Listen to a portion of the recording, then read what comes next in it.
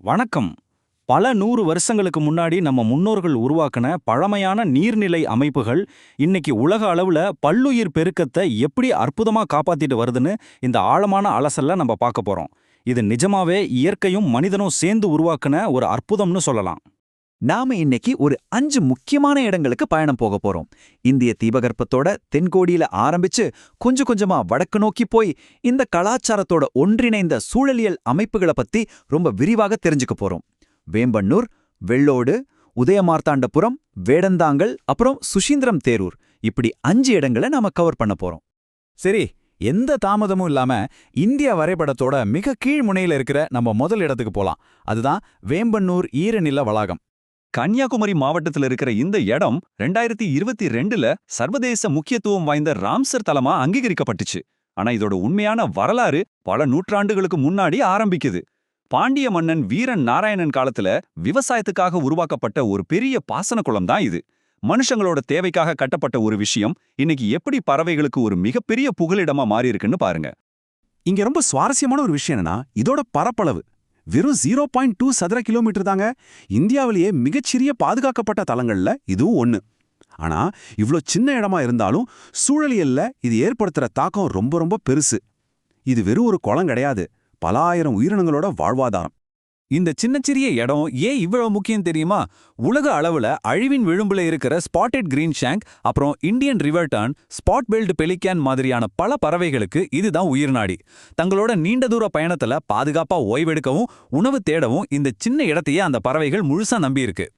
இப்போ அங்கிருந்து கொஞ்சம் வடக்கு நோக்கி பயணிச்சு நம்ம 2வது இடமான வெள்ளோடு பறவைகள் சரணாலயத்துக்கு வருவோம். மேற்கு தமிழ்நாட்டுல ஈரோடு மாவட்டத்தில் இருக்கிற இந்த 77 ஹெக்டேர் மனிதனால் உருவாக்கப்பட்ட குளம், இதுவும் 2022ல தான் சர்வதேச அங்கீகாரத்தை பெற்றுச்சு.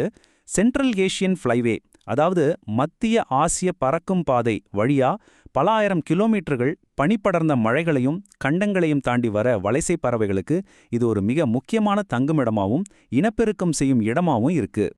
இங்க நடக்கிற அந்த இயற்கையான ஒரு சிஸ்டமை கவனிச்சு பாருங்க. குளத்தை சுத்தி இருக்கிற விவசாய நிலங்கள் இந்த பறவைகளுக்கு தேவையான தானியங்கள், நீர்வாழ் உயிரினங்கள்னு ஏராளமான உணவை கொடுக்குது. பதிலுக்கு இந்த மனிதனால் உருவாக்கப்பட்ட குளம் அவற்றுக்கு பாதுகாப்பான தங்கமிடத்தையும் கூடு கட்டுறதுக்கான இடத்தையும் தருது. விவசாயிகளும் பறவைகளும் ஒருவருக்கொருவர் எந்த இடையூறும் இல்லாம வாழ்ற ஒரு பெர்ஃபெக்ட் பேலன்ஸ் இது. இந்த மனித இயற்கை சமநிலையால வெள்ளோடு சரணாலயத்துல அச்சுறுத்தலுக்கு உள்ளான Indian river turn, oriental daughter, அப்புறம் பெயிண்டட் ஸ்டோர்க் மாதிரியான பல பறவைகள் பாதுகாப்பா வாழுது. ஓரியண்டல் டார்டர், அதாவது பாம்பு தாரான்னு சொல்வாங்களே, அந்த பறவைக்கு இந்த குளம் நிஜமாவே ஒரு சொர்க்கந்தாங்க. அடுத்து 3வதா உதயமார்த்தாண்டபுரம் பறவைகள் சரணாலயத்தை பார்ப்போம். ஒரு சிறந்த நீர் மேலாண்மை பொறியியல் எப்படி ஒரு முழுமையான சூழலியலை உருவாக்குதுன்னு இங்க நீங்க புரிஞ்சுக்குவீங்க. திருவாரூர் மாவட்டத்தில் இருக்கிற இந்த சின்ன 0.44 சதுர கிலோமீட்டர் தளம் உண்மையில ஒரு மிகச்சிறந்த நீர் சேமிப்பு அமைப்பு. மழைக்காலங்கள்ல வர அதிகப்படியான வெள்ள நீரை இது அப்படியே சேமிச்சு வச்சுக்கும். அதனால கோடை காலங்கள்லயும் வறட்சியான நேரங்கள்லயும் சுத்துப்புட்டு பகுதிகளில் நிலத்தடி நீரும் மேற்பரப்பு நீரும் குறையாம இது பாத்துக்குது. இயற்கையோட சேமிப்பு பேங்க் மாதிரின்னு வச்சுக்கோங்களேன். தண்ணியோட பயணத்தை கொஞ்சம் ட்ராக் பண்ணி பார்ப்போம். மேட்டூர் அணையிலிருந்து திறக்கப்படுற தண்ணி பல 100 கிலோமீட்டர்கள் கோரையாறு கால்வாய் வழியா வந்து நம்ம முன்னோர்கள் பல நூற்றாண்டுகளுக்கு முன்னாடி உருவாக்குன ஒரு மிகப்பெரிய பழமையான கால்வாய் நெட்வொர்க் மூலமா பிரிஞ்சு கடைசியா இந்த பாசன குளங்களுக்கு வந்து சேருது. இது சாதாரண விஷயம் இல்ல, பல தலைமுறைகளை கடந்த ஒரு மாஸ்டர் பீஸ் இன்ஜினியரிங். இதோட ரிசல்ட் என்ன தெரியுமா? ஒவ்வொரு வருஷமும் பிப்ரவரி, மார்ச் மாசங்கள்ல பாத்தீங்கன்னா பல்லாயிரக்கணக்கான பர்பிள் மோர்ஹென், அப்புறம் ஓபன் பில் ஸ்டார்க் பறவைகள் இந்த சரணாலயத்தை அப்படியே மொத்தமா ஆக்கிரமிச்சிரும்.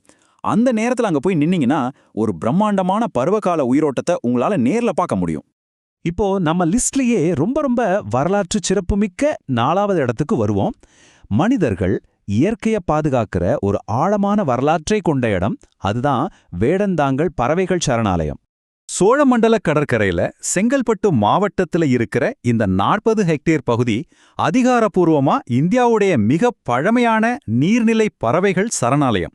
2022ல இதுக்கு சர்வதேச அங்கீகாரம் கிடைச்சாலும் கடந்த 250 வருஷங்களுக்கும் மேலா உள்ளூர் மக்களே இதை தங்கள் குழந்தை மாதிரி பாதுகாத்துட்டு வர்றாங்க அப்படிங்கிறது தான் இதுல மிகப்பெரிய பெருமை. ஆனா இதுல ஒரு ஆச்சரியமான முரண்பாடு இருக்கு, கவனிச்சிங்களா? வேடந்தாங்கல் அப்படின்னா வேடர்களின் தங்குமிடம்னு அர்த்தம். ஒரு காலத்துல வேட்டையாடுறவங்க இருந்த இடத்துல 18ஆம் நூற்றாண்டிலேயே உள்ளூர் மக்கள் ஒன்றிணைஞ்சு பிரிட்டிஷ் அரசாங்கத்துக்கிட்ட பேசி இங்க பறவைகளை வேட்டையாடக்கூடாதுன்னு ஒரு தடை உத்தரவை வாங்கியிருக்காங்க. வேடர்கள் பாதுகாப்பாளர்களா மாறினது தான் இதோட வரலாற்று சிறப்பு. அந்த உள்ளூர் மக்கள் ஏன் இந்த பறவைகளை இவ்வளவு உசுரா நினைச்சு பாதுகாக்கறாங்க? அதுக்கு பின்னால ஒரு பெரிய அறிவியல் இருக்கு. அதுதான் குவானோ. குவானோனா பறவைகளோட எச்சம். அதுல நைட்ரஜன், பொட்டாசியம், பாஸ்பரஸ்லாம் ரொம்ப அதிகமா இருக்கு. நவீன அறிவியல் இதை கண்டுபிடிக்கிறதுக்கு பல 100 வருஷங்களுக்கு முன்னாடியே இது ஒரு மிகச்சிறந்த இயற்கை உரம்னு நம்ம விவசாயிகளுக்கு அப்பவே தெரிஞ்சிருக்கு. அரசு ஆவணங்கள் சொல்றதும் அதத்தான். வேடந்தாங்கல் ஏரியிலிருந்து வர்ற அந்த பறவைகளோட எச்சம் கலந்த தண்ணி நேரடியா விவசாய நிலங்களுக்கு பாயுது. இதனால எந்த இயற்கை உரமும் இல்லாம விவசாய விளைச்சல் பல மடங்கு அதிகரிக்குது. பறவைகளுக்கு மக்கள் பாதுகாப்பு தர்றாங்க, பதிலுக்கு பறவைகள் மக்களோட விவசாயத்தை பெருக்குது. ஒரு பர்ஃபெக்ட் சைக்கிள் இல்லையா இது? சாரி, இப்ப நம்ம பயணத்தோட கடைசி அத்தியாயத்துக்கு வந்துட்டோம். மறுபடியும் தமிழ்நாட்டோட தென்கோடி முனைக்கே போக போறோம். சுஷீந்திரம், தேரூர் ஈரநில வளாகம். கன்னியாகுமரி மாவட்டத்தில் இருக்கிற இந்த இடம் 2022ல அங்கீகரிக்கப்பட்ட 94 ஹெக்டேர் பரப்பளவு கொண்ட ஒரு பெரிய பாசன குளம். இங்க வருஷம் முழுக்க தண்ணி இருக்கும். ஆயிரக்கணக்கான கிலோமீட்டர்கள் பல தேசங்களை கடந்து பறந்து வர்ற வலசை பறவைகளுக்கான மத்திய ஆசிய பறக்கும் பாதையோட எக்ஸாக்ட் தென்கோடி முனை இதுதான். சோர்வடைஞ்சு வர்ற பறவைகளுக்கு இது ஒரு பாதுகாப்பான தாய்மடி மாதிரி செயல்படுது. இதோட வரலாறு கேட்டிங்கன்னா நிஜமாவே வியந்து போயிடுவீங்க. 9ஆம் நூற்றாண்டை சேர்ந்த செப்பேடுகள்ல பசும்குளம், வெஞ்சுகுளம், நெடுமார்த்துக்குளம், பெரும்குளம், இளஞ்சுகுளம், கோணாடுங்குளம்னு இங்க ஒன்றோடொன்று இணைக்கப்பட்ட குளங்களோட பெயர்கள் ரொம்ப துல்லியமா ஆவணப்படுத்தப்பட்டிருக்கு. 1000 வருஷங்களுக்கு முன்னாடியே நீர் மேலாண்மையில நம்ம ஆளுங்க எவ்ளோ சிறப்பா இருந்திருக்காங்க பாருங்க. பெருஞ்சாணி, பேச்சிப்பாறை, கோதையாறு ஆகிய 3 பிரம்மாண்டமான மலை அணைகளிலிருந்து தண்ணி துறக்கப்பட்டு அது ஒரு வடிகால் கால்வாய் வழியா வேகமா வந்து வழியில இருக்கிற ஆயிரக்கணக்கான குளங்களை நிரப்பிட்டு ஃபைனலா சுசீந்திரம் மற்றும் தேரூர் குளங்களுக்கு வந்து சேருது. இந்த தண்ணீர் சங்கிலி தொடர் எந்த அளவுக்கு துல்லியமா திட்டமிடப்பட்டிருக்குங்கிறது ஆச்சரியத்தின் உச்சிதாங்க. இந்த ஒற்றை எண்ணை மட்டும் கவனிங்க. 75%. தேரூர்ல வாழ்ற 10,500 மக்கள்ல 75% பேர் நேரடியாக விவசாயத்தை மட்டுமே நம்பியிருக்காங்க. அந்த ஒட்டுமொத்த பொருளாதாரமும் மிக கவனமா நிர்வகிக்கப்படுற இந்த பறவைகள் வாழ்விடத்திலிருந்து வர்ற தண்ணியை மட்டும்தான் முழுமையா சார்ந்திருக்கு. பறவைகளோட வாழ்விடத்தை காப்பாத்துறது மனிதர்களோட வாழ்வாதாரத்தை காப்பாத்துறதுக்கு சமம்னு இது அடிச்சு சொல்லுது. நிறைவா இந்த அலசலை நான் ஒரு கேள்வியோட முடிக்க விரும்புறேன். பல நூற்றாண்டுகளுக்கு முன்னாடி மனிதர்கள் உருவாக்குன இந்த நிலப்பரப்புகளும் பொறியியல் அமைப்புகளும் இன்னைக்கு வரைக்கும் உலகளாவிய பல்லுயிர்களையும் நம்ம விவசாய பொருளாதாரத்தையும் இவ்ளோ பேலன்ஸ்டா காப்பாத்துதுன்னா எதிர்காலத்துக்கான நம்ம உள்கட்டமைப்புகளை நம்ம எப்படி வடிவமைக்க போறோம்? கொஞ்சம் யோசிச்சு பாருங்க.